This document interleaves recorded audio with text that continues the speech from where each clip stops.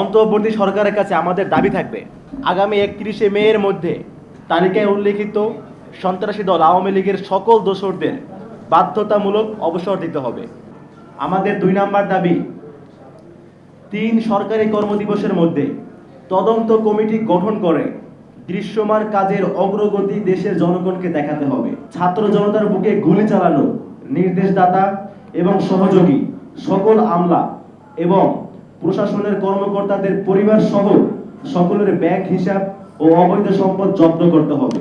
শুধুমাত্র ক্ষমতার পালাবদল হয়েছে মাত্র, কিন্তু দৃশ্যমান কোনো পরিবর্তন আমরা এখনো লক্ষ্য করি নাই। কিন্তু অত্যন্ত দুঃখজনক হলে সত্য, আগস্টের পরবর্তীতে আন্দোলন ছাড়া, রাজপথে নামা ছাড়া একটি দাবিও, একটি চাওয়া পাওয়া ওই গভর্নমেন্ট পূরণ করে নাই।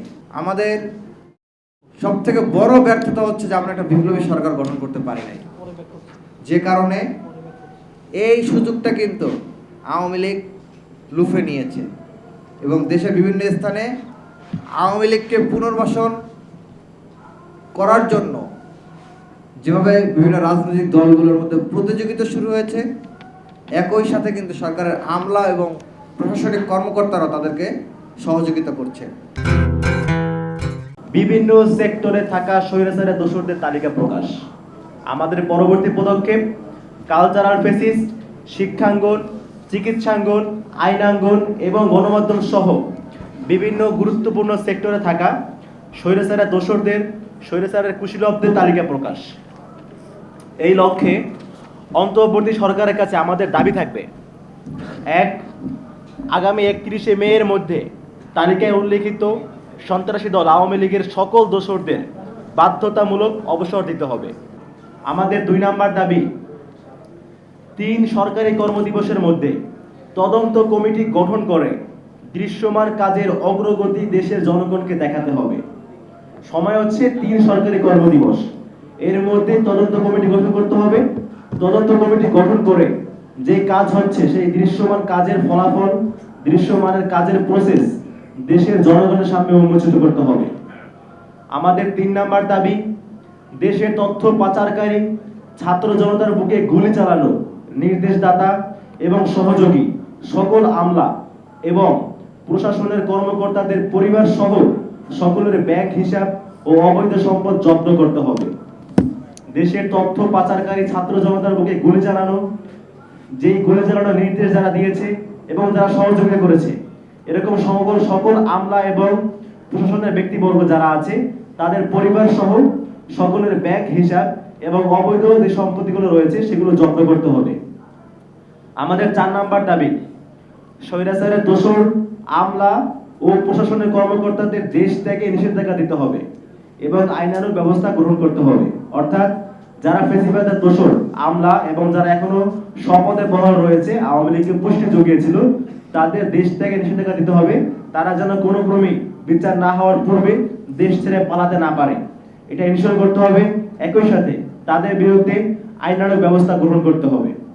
আমাদের 5 নম্বর দাবি, আগামী 36শে জুলাই, সেই সিগনিফিকেন্ট 36শে জুলাই অর্থাৎ 5ই আগস্ট, আগামী 5ই আগস্টের মধ্যে এখনো পর্যন্ত চিহ্নিত সকল স্বৈরাচারের দোসরদের শ্বেতপত্র সরকারি ওয়েবসাইটে প্রকাশ করতে হবে। অর্থাৎ যে তালিকা আমরা প্রকাশ করেছি এবং অন্যরা যে সমস্ত তালিকা প্রকাশ করেছে, সবগুলো তালিকা ভেরিফিকেশন করে যারা আসলে স্বৈরাচারের দোসর ছিল তাদেরকে শ্বেতপত্র আকারে সরকারি ওয়েবসাইটে তাদের নামগুলো প্রকাশ করতে হবে। আমাদের 6 নম্বর দাবি, আপনারা জানেন যে আইনের 132 নম্বর ধারার কারণে থানাগুলোতে খুনি পুলিশের নামে মামলা নিচ্ছে না। যারা আমাদের উপর গুলি চালিয়েছিল সমস্ত পুলিশের কর্মকর্তারা, তাদের বিরুদ্ধে মামলা করতে গেলে আপনারা জানেন আইনের 132 নম্বর ধারার দোহাই দেওয়া হয়, এই দোহাই দিয়ে মামলা নেওয়া হয় না। সো আমাদের দাবি হচ্ছে আগামী 31শে মে 2025-এর মধ্যে এই 132 নম্বর ধারাকে বাতিল করতে হবে অথবা সংশোধন করতে হবে, যাতে করে যারা এই গণহত্যায় সহযোগী ছিল, গণহত্যা চালিয়েছে, তাদের বিরুদ্ধে দেশের জনগণ আইনানুগ ব্যবস্থা গ্রহণ করতে পারে। আমাদের 7 নম্বর দাবি হচ্ছে আগামী 31শে মে এর মধ্যে সেনানিবাসে আশ্রয় নেয়া 626 জনের তালিকা প্রকাশ করতে হবে।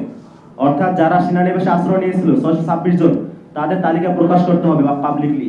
এবং তারা এখন কোথায় আছে, তারা কতজন ছিল এবং কার কার সহযোগিতা তারা দেশ ছেড়েছে, সেই তালিকাও প্রকাশ করতে হবে।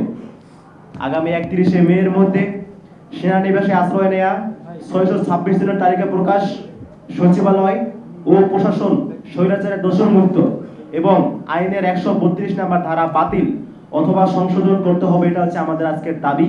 এবং এই দাবি যদি মেনে নেওয়া না হয়, যদি আমাদের এই যৌক্তিক দাবিগুলো মেনে নেওয়া না হয়, তাহলে আগামী 31শে মের পর থেকেই ছাত্র জনতা এবং জুলাইয়ের স্পিরিট ধারণকারী সকল সংগঠনকে সাথে নিয়ে, সকল মহলকে সাথে নিয়ে আমরা মার্চ টু সচিবালয় সহ এবং প্রয়োজন সাপেক্ষে এর চাইতেও কোনো যদি কঠোর কর্মসূচি দেওয়া লাগে সেই কর্মসূচি আমরা দিব। যদি আগামী 31শে মের মধ্যে আমাদের যে দাবিগুলো উল্লেখ করেছি তার মধ্যে যে মেইন দাবিগুলো, অর্থাৎ সেনানিবাসে আশ্রয় নেয়া 626 জন তাদের তালিকা প্রকাশ, সচিবালয় এবং প্রশাসনে স্বৈরাচারের যে সমস্ত দোষররা এখনো রয়ে গিয়েছে তাদেরকে সেখান থেকে বহিষ্কার করা, তাদের থেকে দেশের জনগণকে মুক্তি দেয়া এবং আইনের যে 132 নম্বর ধারা সেই ধারা বাতিল বা সংশোধন করতে হবে। যদি এগুলো না করা হয় তাহলে আগামী 31শে মের পর থেকেই আমরা ছাত্র জনতার সাথে নিয়ে আবার মাঠে নামবো এবং আমরা মার্চ টু সচিবালয় দিব এবং যদি প্রয়োজন হয় এর চাইতেও কোনো কঠোর কর্মসূচি দেওয়া লাগে সেটিও আমরা দিব এবং সকলকে সাথে নিয়ে আমরা জুলাইয়ের স্পিরিট ধারণকারী সংগঠন জুলাই ঐক্য, আমরা জুলাইকে সমন্বিত রাখবো ইনশাআল্লাহ। অনেক শত সহস্র গুণ বেশি ফেসিবাদের দোসরেরা রাষ্ট্রের প্রতিটা রন্ধ্রে রন্ধ্রে বসে আছে, যেখান থেকে তারা এই রাষ্ট্রকে ব্যর্থ করে দেওয়ার জন্য বিভিন্ন ধরনের ষড়যন্ত্র চক্রান্ত চালিয়ে যাচ্ছে। আপনারা বিভিন্ন পদক্ষেপ দেখতে পান, বিভিন্ন সময় বিভিন্ন ধরনের বিষয়গুলো দেখতে পান। আব্দুল হামিদ কিভাবে পালিয়ে গেল, কিভাবে 576 জন যারা ক্যান্টনমেন্টে আশ্রয় নিয়েছিল তারা কিভাবে ভারতে পালিয়ে গেল, গ্রেপ্তার হওয়ার পরেও ঢাকা উত্তরের নিষিদ্ধ ঘোষিত সন্ত্রাসী সংগঠন ছাত্রলীগের সভাপতি রিয়াজ মাহমুদ কিভাবে লন্ডন পালিয়ে গেল, হাসান মাহমুদ কিভাবে পালিয়ে গেল।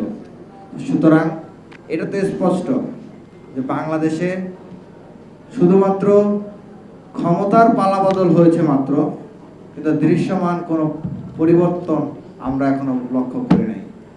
আমাদের যে আশা আকাঙ্ক্ষা ছিল তার সিকি ভাগও আমরা বাস্তবায়ন হতে দেখি নাই।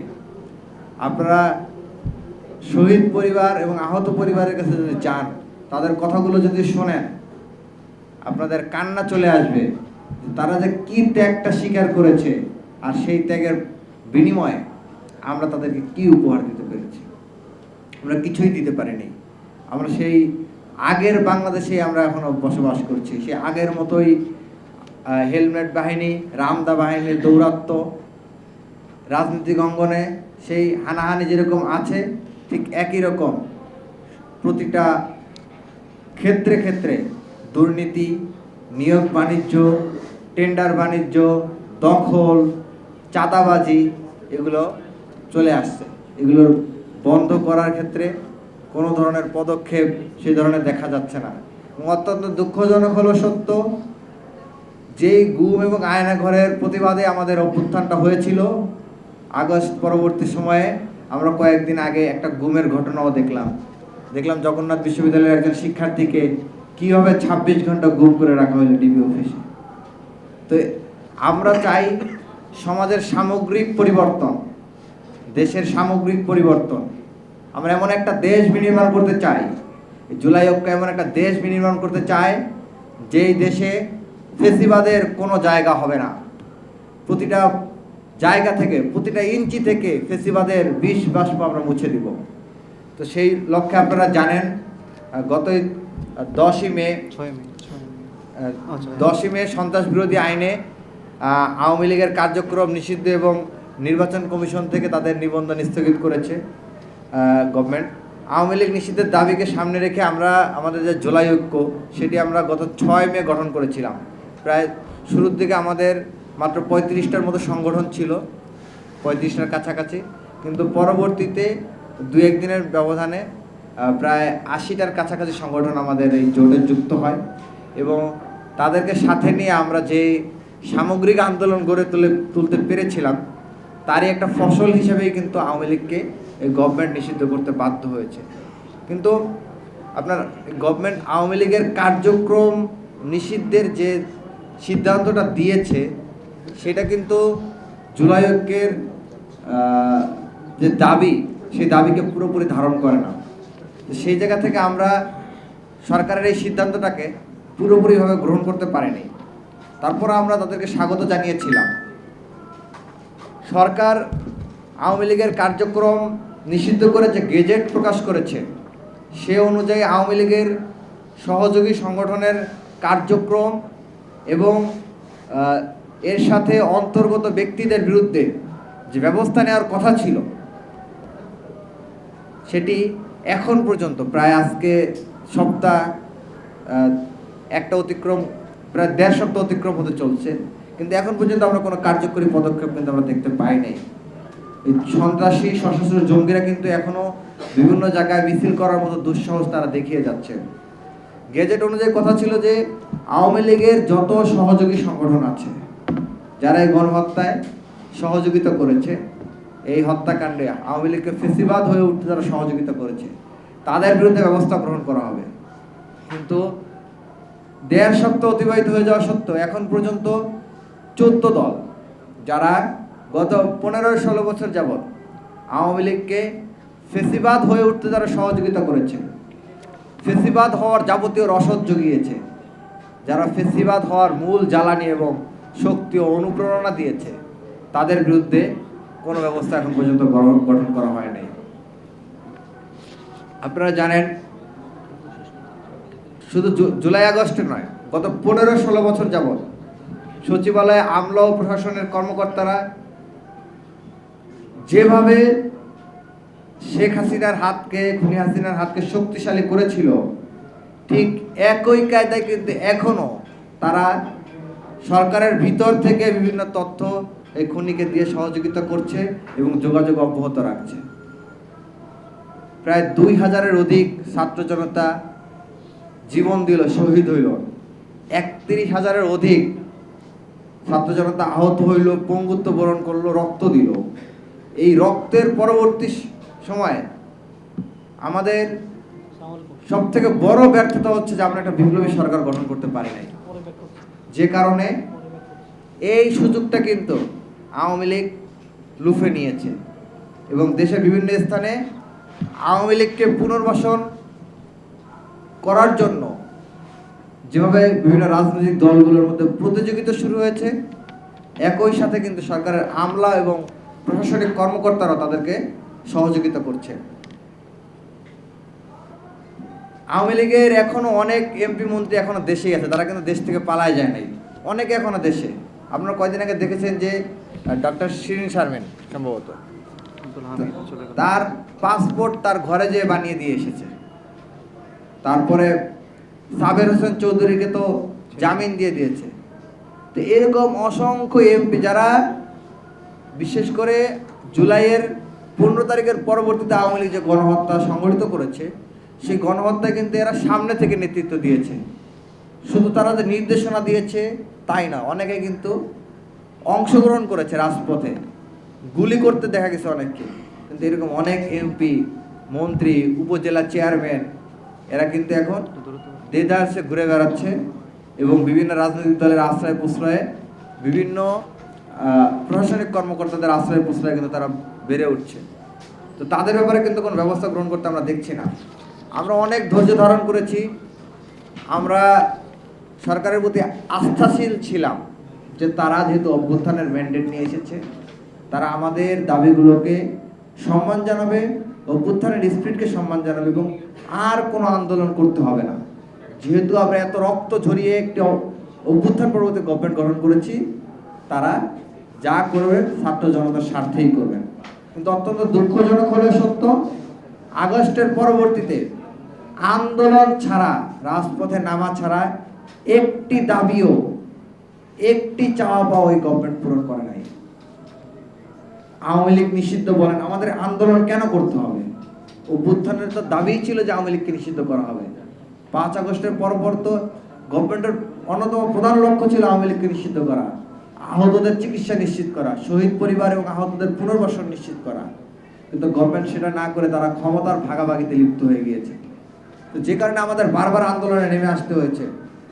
জুলাইয়ের স্পিরিট এবং জুলাই ঐক্যর মাঝে বিভেদ ঘটানোর জন্য বিভিন্ন ধরনের অপতৎপরতা কিন্তু আমরা লক্ষ্য করছি।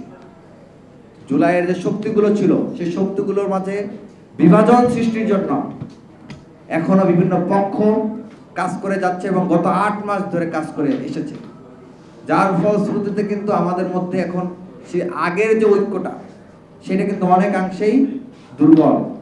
তবে আমরা যে জুলাই ঐক্য গঠন করেছি, আমরা দৃঢ়ভাবে বিশ্বাস করি বাংলাদেশের মুক্তিকামী ছাত্র জনতা জুলাই ঐক্যের উপর আস্থাশীল।